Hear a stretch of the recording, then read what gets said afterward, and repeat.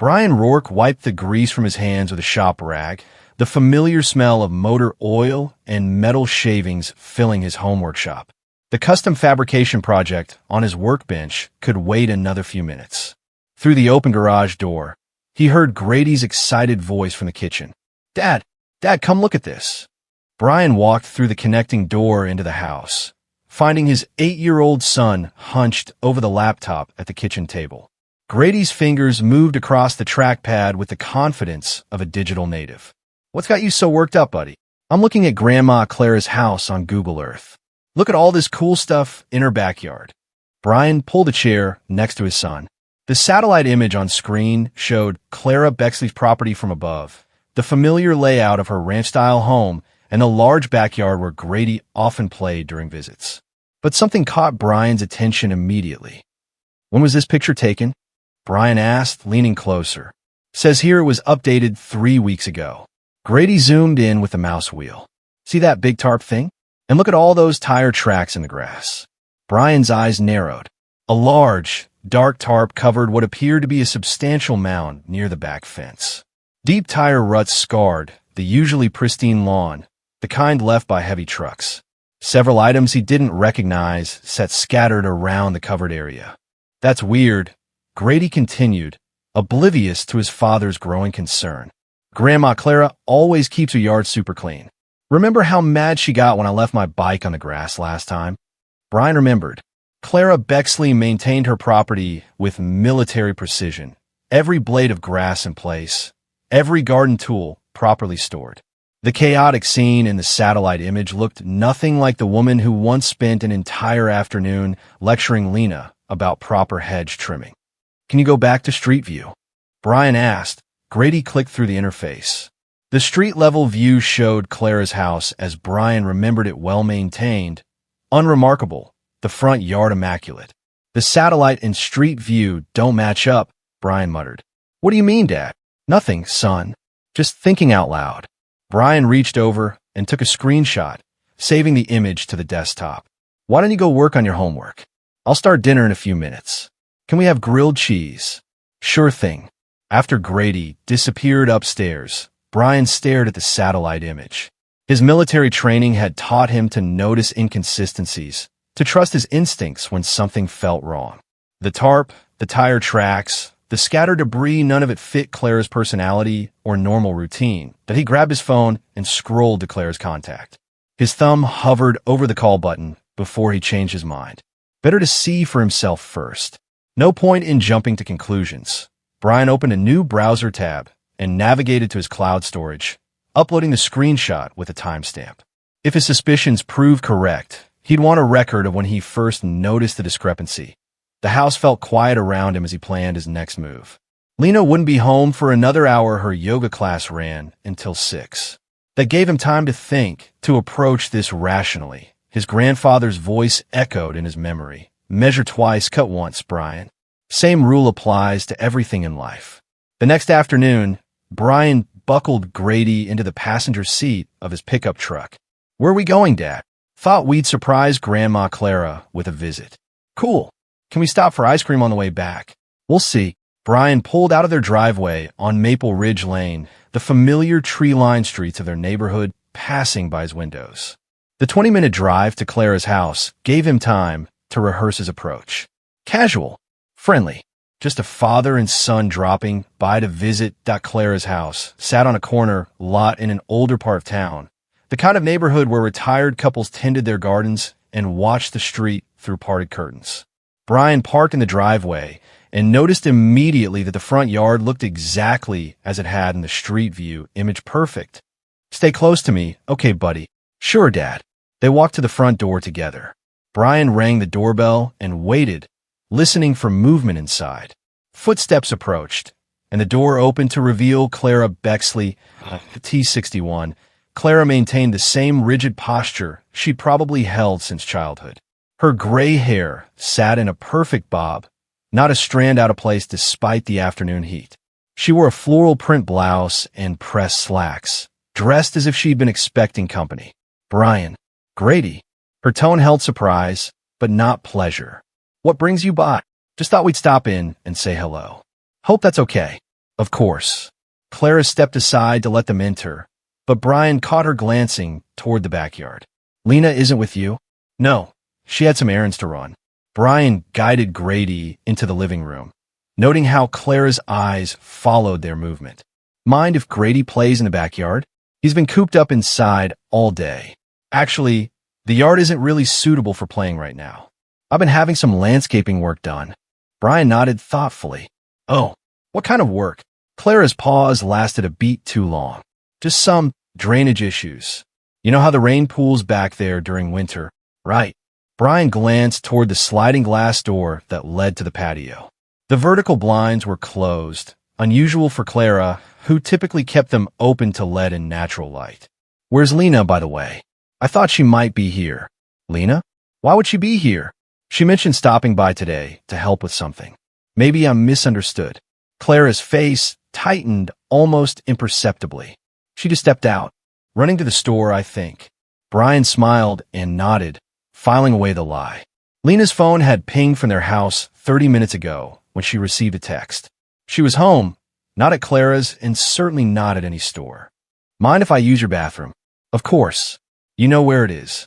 Brian walked down the familiar hallway, but instead of entering the bathroom, he made a quick detour through the kitchen to the back window. Pulling the curtain aside slightly, he peered into the backyard. The tarp was gone. The scattered debris had disappeared. But the evidence of recent activity remained obvious to anyone who knew what to look for. The grass showed clear signs of being hastily resodded in patches. Dark soil-marked areas where someone had filled in depressions. Near the back fence, scorch marks indicated a recent burn pile. Most telling of all, tire ruts still pressed deep into the softer ground near the alley gate, too fresh and deep to have been made by Clara's compact sedan. Brian flushed the toilet and ran water in the sink for cover before returning to the living room. Everything okay back there? Clara asked. Fine, though I noticed quite a bit of work being done. Must be expensive. It's necessary. Brian knelt down to Grady's level. Hey, buddy, why don't you go look at Grandma Clara's photo albums? I want to talk to her about something boring. Grady wandered toward the bookshelf where Clara kept her collection of family photos. Brian waited until his son was out of earshot before speaking again. Clara, is everything all right? You seem nervous. I'm not nervous. I just wasn't expecting visitors. You're usually more organized than this. The backyard looks like a construction zone. Clara's jaw tightened. I told you it's drainage work. Brian nodded slowly, his eyes scanning the room. Something metallic caught his attention on the side table, his own hammer, the one with electrical tape wrapped around the handle where he'd repaired crack. He'd been looking for that tool for weeks. That's my hammer, he said quietly. Clara followed his gaze. Oh, that. Lena borrowed it for something. I forgot to give it back. When did she borrow it? I don't remember exactly. Brian picked up the hammer, noting fresh scratches on the metal head. Looks like it's seen some heavy use recently. I wouldn't know about that. The chemical smell hit him then, subtle but unmistakable. Bleach, mixed with something else. Something that reminded him of the industrial cleaners they'd used in the military to remove stains and odors. Dad, can we go now? Grady called from across the room. I'm getting bored. Sure thing. Brian pocketed the hammer without asking permission. Clara, thanks for letting us stop by. Of course. At the front door, Brian paused. Tell Lena I said hello when she gets back from the store. Clara's nod was tight and quick. I will. As Brian backed out of the driveway, he watched Clara in his rearview mirror. She stood in the doorway until his truck disappeared around the corner, then quickly closed the door. Dad, why did Grandma Clara act so weird? What do you mean, buddy? She kept looking at the back door like she was worried about something. And she never offered us cookies or anything. Brian smiled grimly. His son's observation skills impressed him more each day. People have off days, Grady. Don't worry about it. But Brian was worrying. The inconsistencies added up to something bigger than drainage work or landscaping. The hasty cleanup, the lies about Lena's whereabouts, the chemical smell, his missing hammer found in Clara's possession, each detail painted a picture he didn't like. That evening, Brian waited until Lena was in the shower before opening their shared laptop. The familiar desktop appeared, cluttered with Lena's folders and shortcuts. He navigated to their banking website and logged into their joint checking account. The transaction history loaded slowly. Brian scrolled through the recent activity, looking for anything unusual. Most entries looked normal: grocery stores, gas stations, the usual household expenses. Then he found at point 3 days ago, Lena had withdrawn $200 in cash from an ATM across town. The timestamp showed 2:47 p.m. on a Tuesday. Brian remembered that Tuesday clearly because Lena had told him she was attending a new yoga class that met from 2:00 to 3:30. The ATM was nowhere near any yoga studio. Brian opened a new browser tab and searched for yoga studios in their area. The closest one to the ATM was 15 minutes away, and their Tuesday class schedule showed no sessions during the afternoon. He navigated back to the bank statement and kept searching. 2 weeks earlier, another cash withdrawal. Same amount, similar time, different ATM. Always on days when Lena claimed to be at yoga or running errands that should have kept her closer to home. The shower shut off upstairs. Brian quickly cleared the browser history and closed the laptop, returning to his position on the couch where he'd been reading a fabrication magazine. Lena appeared 10 minutes later, wearing her robe and toweling her hair dry. "How was your day?" she asked. "Good. Grady and I visited your mom." Lena paused in her hair drying. "Oh, how is she?" "Seemed fine. Mentioned you just stepped out to the store, right?" "I stopped by earlier to help her with something." Brian nodded, not looking up from his magazine. "What kind of help?" "Just organizing some things in the garage. Nothing exciting." Another lie. Clara's garage had been visible through a side window during their visit. It was empty except for her car and the usual storage shelves, all as organized as ever. "That's nice of you." Lena sat on the opposite end of the couch. "Did you notice anything weird about Mom's backyard?" She mentioned having some work done. "Drainage issues," she said. "Right, drainage." Brian turned a page in his magazine, maintaining his casual exterior while his mind cataloged every inconsistency. "Must be expensive work. All that equipment and materials." "I wouldn't know. She handles her own finances." "Of course." After Lena went to bed, Brian returned to the laptop. He navigated to a software download site and installed a discrete keylogger program, something that would run in the background and record all keyboard activity. If Lena was hiding something, her computer usage would eventually reveal it. Next, he opened his phone and accessed the Find My app. Among the family devices listed, he found the AirTag he'd purchased months ago for Grady's backpack but never used. Brian removed it from Grady's bag and slipped it into his pocket. The next morning, Brian waited until Lena left for her supposed yoga class before driving to Clara's neighborhood. He parked 2 blocks away and walked to her house, approaching from the alley behind her property. The back gate stood unlocked. Clara's car sat in the driveway, but her garage door was closed.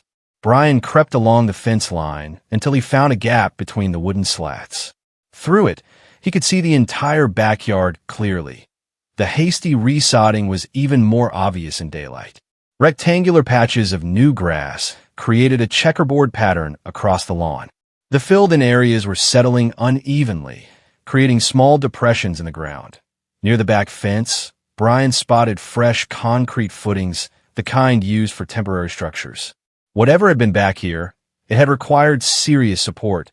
He made his way to Clara's car and quickly attached the AirTag to the underside of her rear bumper, using the magnetic case he'd ordered online. The device would track Clara's movements without her knowledge. On his way home, Brian stopped at an outdoor supply store and purchased a trail camera designed for wildlife monitoring. The clerk recommended a model with night vision and motion activation. "Planning to catch some deer on your property?" the clerk asked. "Something like that." That afternoon, while Clara was presumably running errands and Lena was wherever she actually went during yoga, Brian returned to install the camera. He positioned it in a large oak tree that bordered Clara's backyard, angling the lens to capture the maximum area while keeping the device hidden among the branches. The camera's wireless capability would send alerts and images directly to his phone whenever motion was detected. By evening, Brian had established 3 separate monitoring systems: the keylogger tracking Lena's computer activity, the AirTag following Clara's vehicle, and the trail camera watching Clara's backyard. He cooked dinner. and helped Grady with homework, maintaining the routine of normal family life while gathering intelligence on his wife's deception. "Dad, you seem quiet tonight," Grady observed during dinner. "Just thinking about work, buddy. Are you building something cool?" "Maybe. We'll see how it turns out." Lena pushed food around her plate, eating little. "Everything okay with you?" Brian asked. "Fine. Just tired. Yoga class wearing you out?" Her fork paused halfway to her mouth. "It's challenging. The instructor pushes us pretty hard." "What's the instructor's name?" "I might look into joining myself." "Her name is Michelle. I don't think you'd like her teaching style." Brian nodded and changed the subject to Grady's upcoming school project. But he filed away another lie. When he'd searched for yoga studios earlier, he'd called 3 of them. None employed an instructor named Michelle. That night, as Lena slept beside him, Brian stared at the ceiling and planned his next moves. His grandfather had taught him that the best defense was preparation, and preparation required information. Whatever Lena and Clara were hiding, he would uncover it. And when he did, he would be ready. 2 weeks of surveillance yielded a disturbing pattern. The keylogger had captured everything Lena typed, including passwords, search queries, and private messages. Brian reviewed the logs each morning after she left for her fabricated yoga sessions. The financial picture emerged first. Lena had created a hidden Venmo account using an email address Brian didn't recognize. Small transactions flowed regularly between her account and one belonging to TB Construction, amounts ranging from $50 to $200, both sent and received. Brian cross-referenced the dates with Clara's AirTag data. Every Venmo transaction coincided with Clara's car, leaving her house and driving to locations across town. Sometimes the hardware store, sometimes a storage facility, once to an industrial supply company that specialized in concrete and landscaping materials. The search history was worse. Lena had researched topics that chilled Brian's blood. How to move out with child without consent, emergency custody laws Oregon, what evidence do police need for domestic violence report, how to document emotional abuse, restraining order requirements. Each search was followed by visits to legal advice websites and forums for divorced women.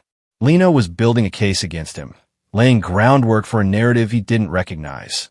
The most damning evidence came from recovered deleted files. The keylogger had captured draft messages Lena typed, but never sent. Practice runs for conversation she was planning. .1 draft. Addressed her friend Jessica. Read, "I can't live like this anymore. Brian is becoming increasingly controlling and emotionally distant. I'm worried about Grady being exposed to this environment. I need to make a change soon." Another, written but not sent to an unknown recipient. "The plan is moving forward. Mom's backyard is clean now. Just need to establish the pattern we discussed, and we can move to phase 2. Brian printed everything and organized it in a folder hidden in his workshop. Each piece of evidence was dated, time-stamped, and categorized. The trail camera provided visual confirmation of the conspiracy. 3 times in 2 weeks, it captured Lena and Clara meeting with a man Brian didn't recognize. Tall, muscular build, wearing work clothes, and driving a white pickup truck with construction equipment. In one video, the man helped Clara load something heavy into his truck bed while Lena stood watch. In another, all 3 stood in animated conversation near the back fence, the man pointing toward different areas of the yard while taking notes. Brian enhanced the images using photo editing software until he could make out the truck's license plate. A quick online search revealed the vehicle was registered to Trevor Blaine, owner of TB Construction. That cross-referencing Trevor's business license showed a history of code violations and a recently filed insurance claim for stolen equipment. The man had a pattern of operating just outside legal boundaries. On a Thursday morning, Brian intercepted a phone conversation between Lena and Clara using an app that recorded calls made from their home's landline. "Are you sure this will work?" Lena's voice was tense, worried. "Trevor knows what he's doing, sweetie. Men like Brian always snap when they're cornered. You just need to document the right kind of behavior. I don't want him to actually hurt Grady or me. He won't. But he'll yell, lose his temper, say things that sound threatening. Then we can use that against him. What if Brian doesn't react the way we expect? Trust me, honey. I know his type. Push the right buttons, and they always show their true colors." You deserve better than living with someone so cold and emotionally unavailable. Brian listened to the recording 3 times, memorizing every word. They were planning to provoke him into behavior they could use against him in custody proceedings. That afternoon, he drove to a different part of town and met with a private investigator recommended by his lawyer's office. The PI reviewed Brian's evidence and nodded approvingly. This is solid work. Most people collect half this much documentation after years of suspicion. You've built a comprehensive case in 2 weeks. What's my next step? We need to determine the full scope of the conspiracy. Keep gathering intelligence, but be careful. If they suspect, they might accelerate their timeline. Brian nodded. How long before I should take legal action? Soon. False accusations can be filed quickly and do immediate damage. Don't wait for them to make the first move. Driving home, Brian felt the weight of what he discovered. His marriage was over, that much was clear. But Lena and Clara were planning something that went beyond divorce. They wanted to destroy his reputation and steal his son. That evening, Lena made an unusual request. I think we should take a family vacation soon. Maybe go camping for a weekend, just the 3 of us. What brought this on? I feel like we've been distant lately. Some time away might help us reconnect. Brian studied her face, looking for tells. What were you thinking? Maybe that state park up near Mount Hood. Remember how much Grady loved it last time? Brian remembered. The park was isolated, surrounded by dense forest, hours from cell phone coverage. An ideal location for staging an incident that would have no independent witnesses. Sounds nice. When were you thinking? Next weekend. I'll check my work schedule. After dinner, Brian reviewed his surveillance footage again. Trevor Blaine had visited Clara's house that afternoon while Brian was meeting with a private investigator. The trail camera showed him and Clara examining something in the garage, both pointing toward Brian's house visible in the distance. They were conducting reconnaissance, studying sight lines and approach routes. Whatever they were planning required advanced preparation. The trail camera alert pinged Brian's phone at 11:43 p.m. on a Tuesday night. He was in his workshop, supposedly working late on a custom motorcycle part, but actually monitoring his surveillance systems. The camera's night vision revealed 2 figures entering Clara's backyard through the alley gate. Brian recognized Lena immediately despite the darkness. The man with her had to be Trevor Blaine. They moved with purpose, not like lovers stealing a romantic moment, but like conspirators conducting business. Trevor carried a large duffel bag while Lena held a flashlight. They walked directly to Clara's garage. Brian watched them load items from the garage into Trevor's truck, heavy items that required both of them to lift. The audio was too distant to pick up conversation, but their body language suggested urgency. After 20 minutes, they finished loading and stood talking near the truck. Trevor pulled out what looked like a tablet or large phone, showing Lena something on the screen. She nodded repeatedly, occasionally pointing toward Brian's house. When they finished their business discussion, Trevor didn't leave immediately. Instead, he pulled Lena close and kissed her. Not a quick peck, but a passionate embrace that lasted nearly a minute. Brian felt no jealousy, only cold calculation. The affair confirmed what he'd suspected. This wasn't just about divorce or custody. Lena had found a replacement, someone who offered her more than just companionship. After Trevor left, Lena remained in the backyard for several minutes, using her phone. The trail camera's audio picked up fragments of a call. It's done. Next phase this weekend. Make sure you're ready. She ended the call and walked back through the alley toward home. Brian shut down his workshop and went inside, arriving at their bedroom just as Lena slipped under the covers. How was yoga? He asked quietly. Good. Michelle introduced some new poses. I'm exhausted. Brian nodded in the darkness. Sleep well. The next morning, he returned to Clara's backyard while both women were out. The garage stood empty except for Clara's car and usual storage items. Whatever Lena and Trevor had loaded was gone, but they'd left evidence behind. Fresh tire tracks in the alley dirt showed the tread pattern of Trevor's truck. More importantly, they discarded something in Clara's outdoor trash bin. Brian found a crumpled receipt from a hardware store dated the previous day. The items purchased included rope, plastic sheeting, and a battery-powered drill. Below the itemized list, someone had written notes in pencil. Saturday, early morning campsite, 7 make call at 8 a.m. Trevor approaches from North Trail, near the back fence. Partially hidden by fresh landscaping, Brian discovered the most damning evidence yet. In what remained of a burn pile, he found the charred remains of a photograph. Most of it had been destroyed, but he could make out enough to recognize it a family photo of himself and Grady from last Christmas.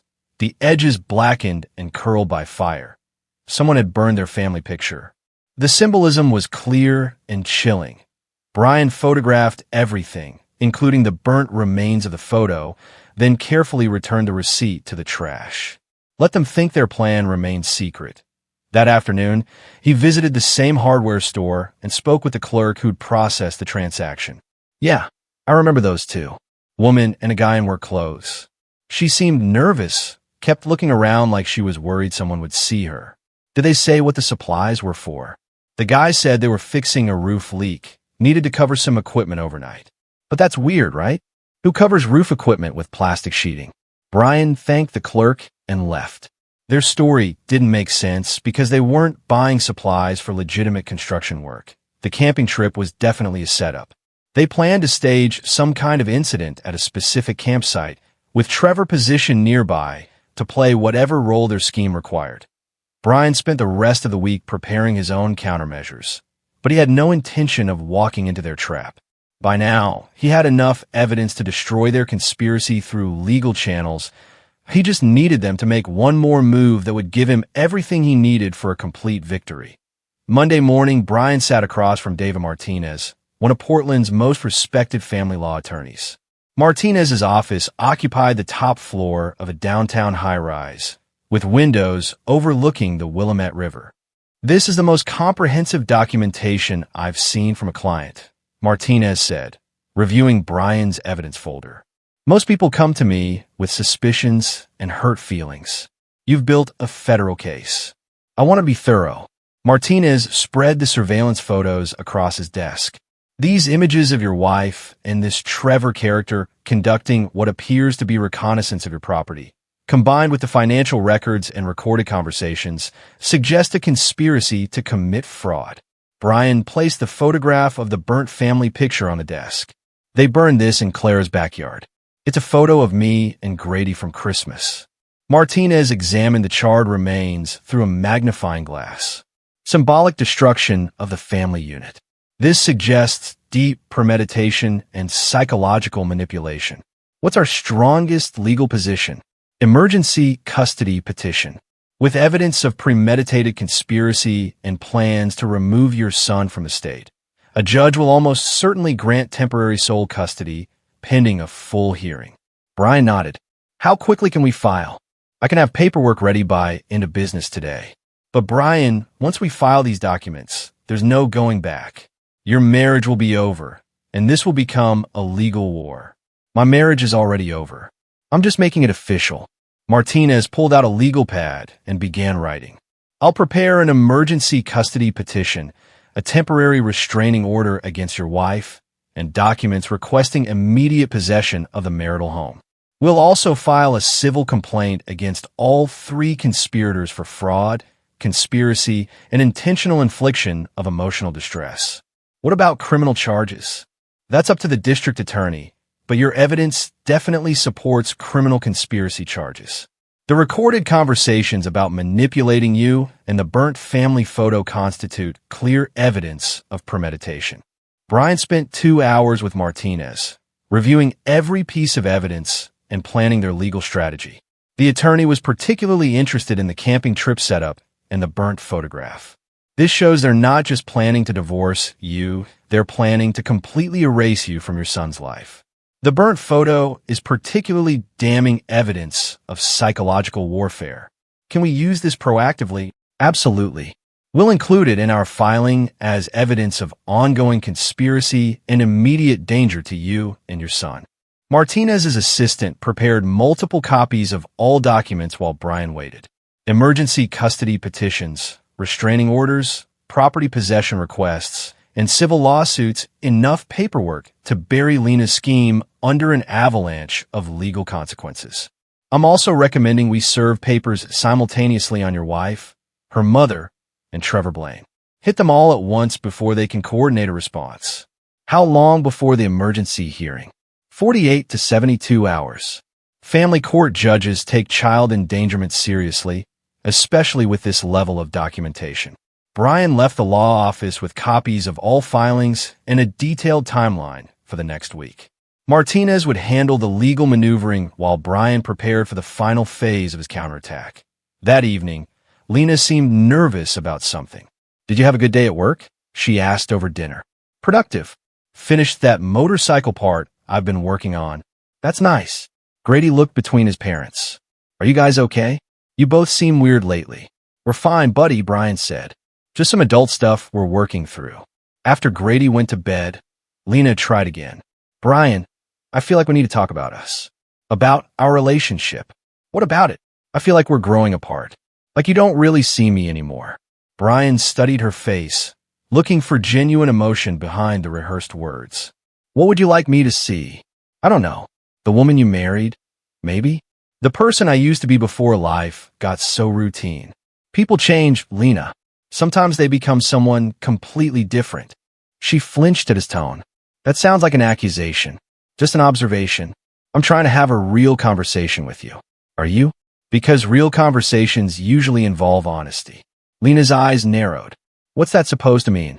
"Nothing. Forget I said anything." But Brian could see her mind working, calculating whether he suspected something. She was smart enough to recognize the subtle change in his behavior over the past weeks. "Maybe we should consider counseling," she said finally. "Maybe. I could ask around, find someone good." "You do that." After Lena went upstairs, Brian made final preparation for what would come next.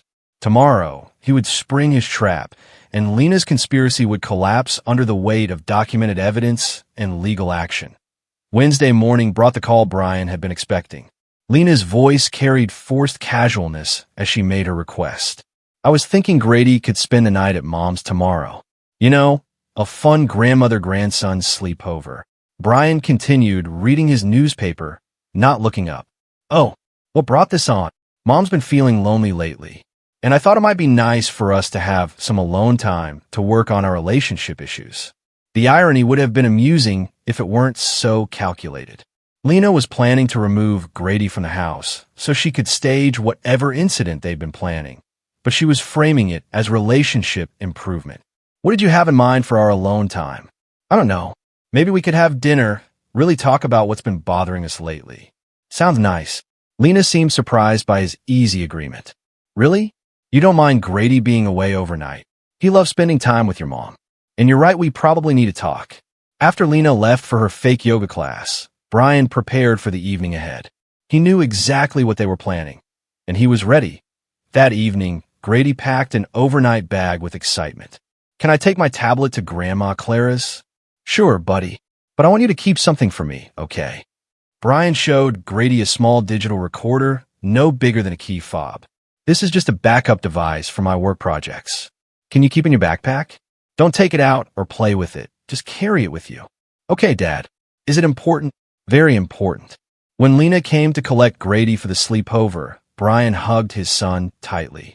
"Be good for Grandma Clara, okay? I'll see you soon." "Love you, Dad." "Love you too, buddy." At 9:47 p.m., his phone buzzed with an audio alert from the recording device in Grady's backpack. The conversation was crystal clear. Lena's voice. "So we're really doing this tomorrow night?" Trevor's voice. "Everything's set up. I'll move his tools and documents from the garage to the storage unit. Make it look like he packed up and ran off." Clara's voice. "What if someone asks where he went?" Trevor. "That's where you come in. You tell them he was acting strange lately, talking about starting over somewhere else. Maybe mention some financial problems." Lena. "And I call the police when?" Trevor. "Give me until midnight to finish moving everything. Then you call and report him missing. Tell them he yelled at Grady last night, said he's not right in the head anymore. Make it sound like he had a breakdown." Clara. "The neighbors will back up the story?" Trevor. "They won't need to. By the time police investigate, all his stuff will be gone. Looks like he planned it and left voluntarily." Lena. "What about custody? If he's really gone, I get Grady automatically, right?" Trevor, after a few months with no contact, yeah. Courts don't give custody to deadbeat dads who abandon their families. The recording continued for another 15 minutes, with all three conspirators finalizing their plan to make Brian appear to have abandoned his family. They would remove his belongings, create a false narrative about his mental state, and use his apparent disappearance to secure permanent custody for Lena. Brian saved the recording and immediately forwarded it to Martinez's emergency number. Then he prepared for their arrival. But instead of waiting to be framed as a man who'd abandoned his family, Brian was about to show them what real strategic planning looked like at 6 a.m. Thursday morning. Brian was already awake when his phone rang. Martinez's voice carried grim satisfaction. I've heard the recording. This is attempted kidnapping, fraud, and conspiracy to file false police reports. We're moving immediately. What's the plan? Multi-pronged attack. While they're executing their scheme, we'll be executing ours. Sheriff's deputies are standing by, and I've prepared evidence packages for multiple recipients. Brian had spent the night preparing his own materials. I'm ready. First, we serve legal papers on all three conspirators simultaneously. Then we deliver evidence packages to strategic targets while they're still reeling from the legal assault. By 8 a.m., Brian was driving toward Clara's house with Martinez and two sheriff's deputies following in separate vehicles. The morning air felt charged with the energy of decisive action. Clara answered the door in her bathrobe, clearly not expecting visitors. Her face went white when she saw Brian flanked by uniformed officers and an attorney. Mrs. Bexley, I'm Deputy Harrison. We have legal documents to serve you, and we're here to collect Grady Rourke under an emergency custody order. I don't understand. What legal documents? The deputy handed her a thick envelope. You're being served with a civil lawsuit for conspiracy, fraud, and intentional infliction of emotional distress. You have 15 days to respond. While Clara read the papers with shaking hands, Martinez stepped forward. Mrs. Bexley, we also have recordings of you conspiring to file false police reports and help stage the disappearance of Mr. Rourke. I suggest you contact an attorney immediately. This is impossible. We didn't do anything. Ma'am, we have you on tape planning to remove Mr. Rourke's belongings and tell police he abandoned his family. That's fraud and conspiracy. Grady appeared at the top of the stairs, confused by the commotion. Dad, what's happening? Everything's okay, buddy. You're coming home with me. As they collected Grady and his belongings, Clara stood frozen in her doorway, the legal documents clutched in her hands. Their next stop was TB Construction's business office. Trevor's white pickup truck sat in the parking area. But as they approached, he emerged from the trailer carrying boxes clearly in the middle of moving Brian's stolen tools and documents. Mr. Blaine, Deputy Harrison called out. Stop right there. Trevor's face went pale as he realized he'd been caught red-handed with stolen property. The boxes in his arms contained Brian's power tools, work documents, and personal files. You're being served with multiple lawsuits and a restraining order, Martinez announced, handing Trevor his legal papers.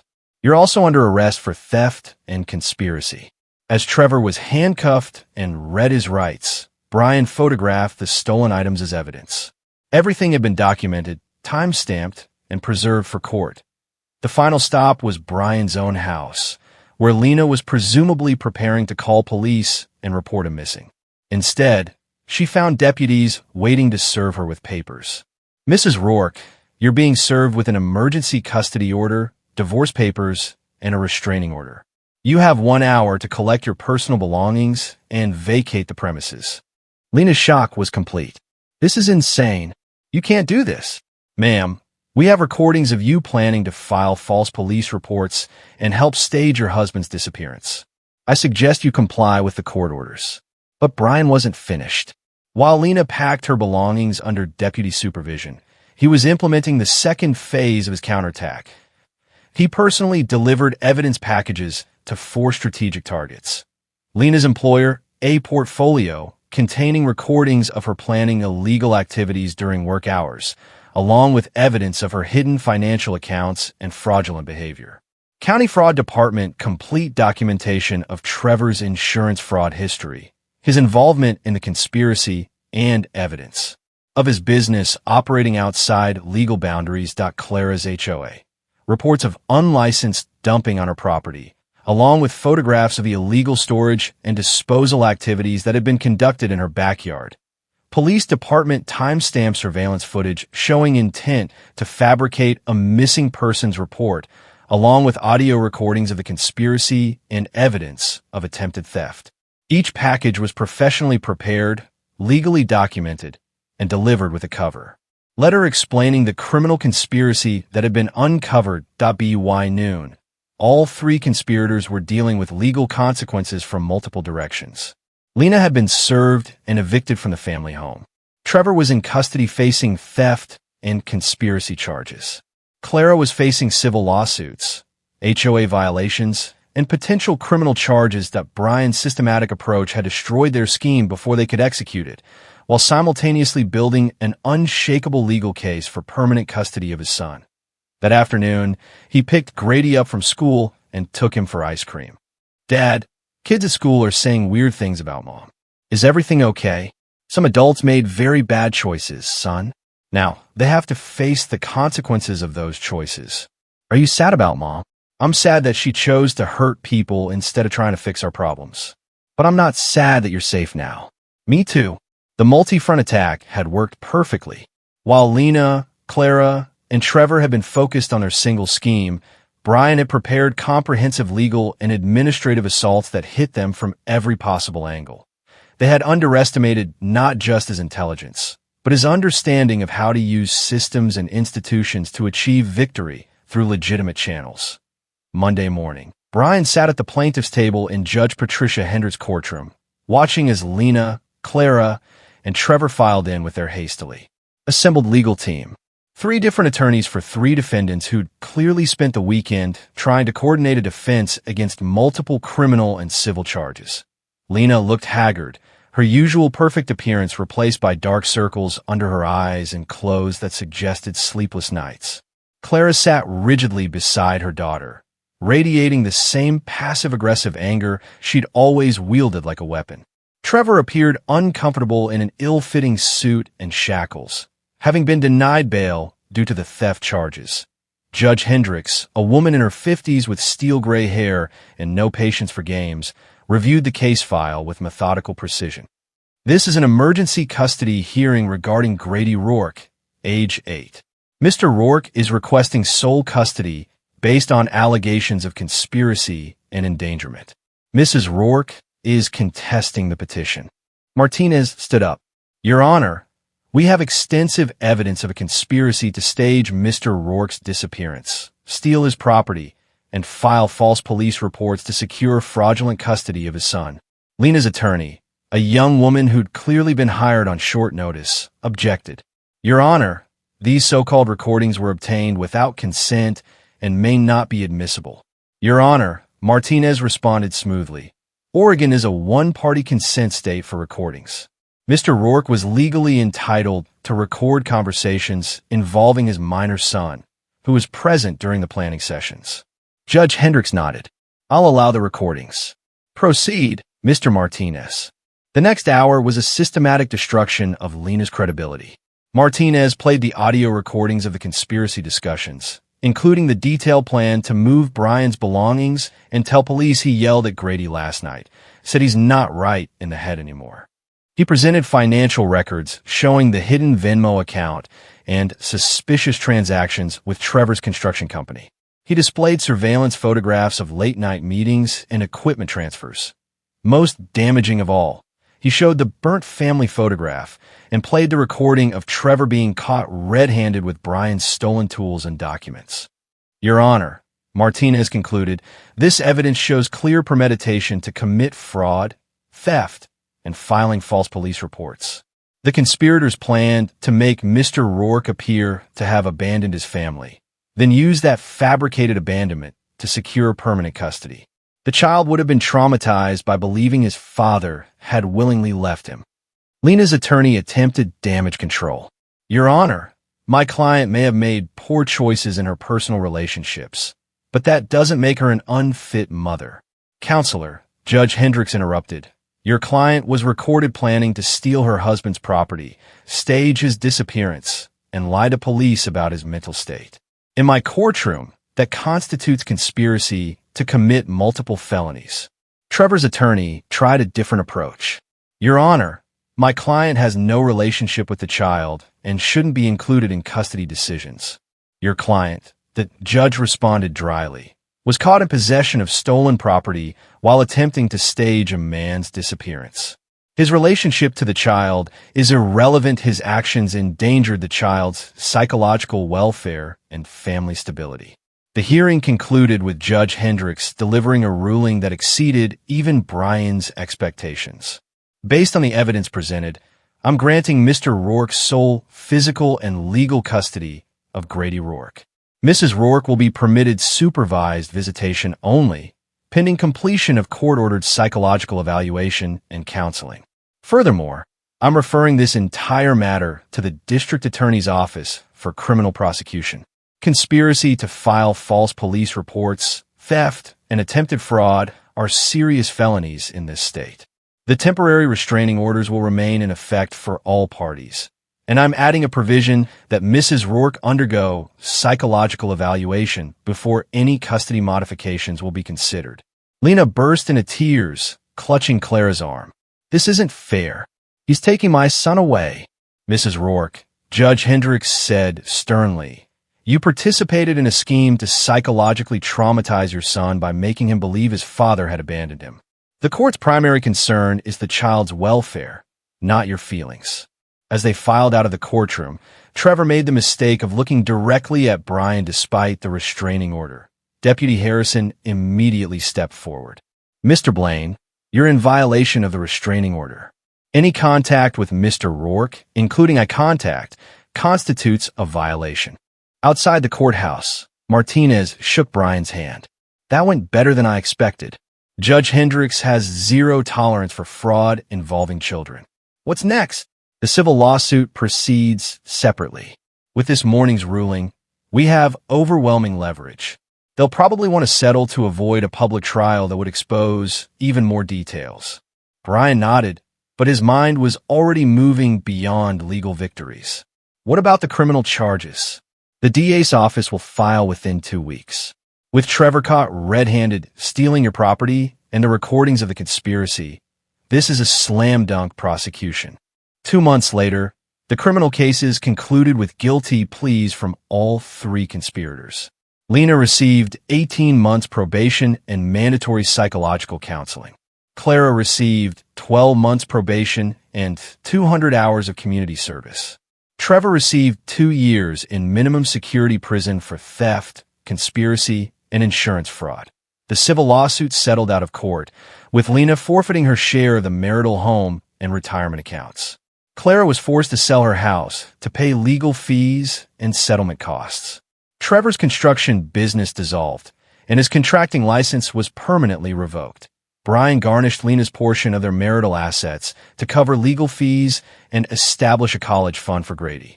The systematic destruction of the conspiracy had not only protected his son, but secured their financial future. 6 months after the custody hearing, Brian converted his garage into a professional machine shop and began teaching welding classes at the community college 2 evenings a week.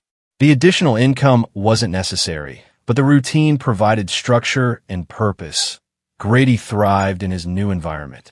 His grades improved dramatically, his confidence grew, and he began inviting school friends over regularly. The stability of a home without constant undercurrents of deception had freed him to be a normal child. The supervised visits with Lena were awkward and infrequent. Grady tolerated them out of obligation, but showed no enthusiasm for spending time with the mother who had planned to make him believe his father had abandoned him. Brian stood in his expanded workshop, now a proper machine shop with professional-grade equipment and ventilation systems. The community college welding classes had grown from 12 students to 30, with a waiting list for the next semester. Grady sat at a small workbench in the corner, carefully filing metal under Brian's supervision. At 9 years old, he developed genuine interest in metalworking, approaching each project with the same methodical patience his father demonstrated. "Dad, is this piece smooth enough?" Brian examined his son's work. "Perfect. You're getting really good at this. Maybe I'll be a fabricator like you when I grow up. You can be anything you want, buddy. But if you choose fabrication, I'll teach you everything I know." The doorbell rang, interrupting their work session. Brian found Martinez on his front porch, holding a manila envelope. "Final paperwork from the criminal cases," the attorney said. All three defendants completed their sentences. Lena finished her probation and counseling, Clara completed community service, and Trevor was released last week. Brian nodded, feeling no satisfaction in their punishments. Justice had been served, but brought no joy. Any word on Lena's petition for increased visitation? Denied again. The family court evaluator's report recommended continuing supervised visits only. Grady expressed clear preferences during his interview with the court-appointed psychologist. How did he handle the evaluation? Like a champ. He told the psychologist he felt safer living with you, and that he didn't want to spend more time with his mother because she told lies about Dad and made me scared he was going to leave. After Martinez left, Brian returned to the workshop where Grady was carefully organizing tools on the pegboard. "Was that about Mom?" Grady asked without looking up. "Yeah, just some final paperwork. Is she going to try to make me live with her?" "No, son. The judge said you can stay here with me." "Good." Grady continued organizing tools with focused concentration. "Dad, do you think Mom will ever stop being angry about what happened?" The question revealed remarkable insight for a 9-year-old. "I don't know, buddy. Some people have trouble accepting responsibility for their choices. I hope she gets better, but I'm glad I don't have to worry about it anymore." "That's a very mature attitude. I learned it from you." That evening, after Grady went to bed, Brian sat on his front porch with coffee, looking out at the quiet streets of Maple Ridge. The neighborhood looked the same as it had 3 years ago, but everything had changed. His marriage was over, dissolved by lies and betrayal that ran deeper than he'd ever imagined. His extended family was gone, scattered by legal consequences and the revelation of their willingness to traumatize a child for personal gain. But what remained was stronger than what had been lost. Brian had his son, his work, his integrity, and his peace of mind. He'd protected what mattered most and built a new life on a foundation of truth instead of deception. His phone buzzed with a text from an unknown number. After a moment's hesitation, he opened it. "I know you'll never forgive me, but I want you to know I'm sorry. I was wrong about everything. Take care of our son. L." Brian read the message twice, then deleted it without responding. Forgiveness wasn't on the table, not after she'd planned to make their son believe his father had abandoned him. Some betrayals were unforgivable, and some consequences were permanent. But Brian felt no bitterness, only resolve. He'd faced the worst kind of betrayal and emerged stronger, wiser, and more determined to protect the people and principles that mattered. Lena had taught him that trust, once broken, could never be fully repaired. But she'd also taught him that he was capable of strategic thinking under extreme pressure and unwavering loyalty to those he loved. Those were lessons worth learning, even at such a high cost. As the streetlights came on across Maple Ridge, Brian finished his coffee and went inside to check on his sleeping son. Tomorrow would bring new challenges, new opportunities, and new reasons to be grateful for the life they'd built together. The shadows were gone. Only light remained.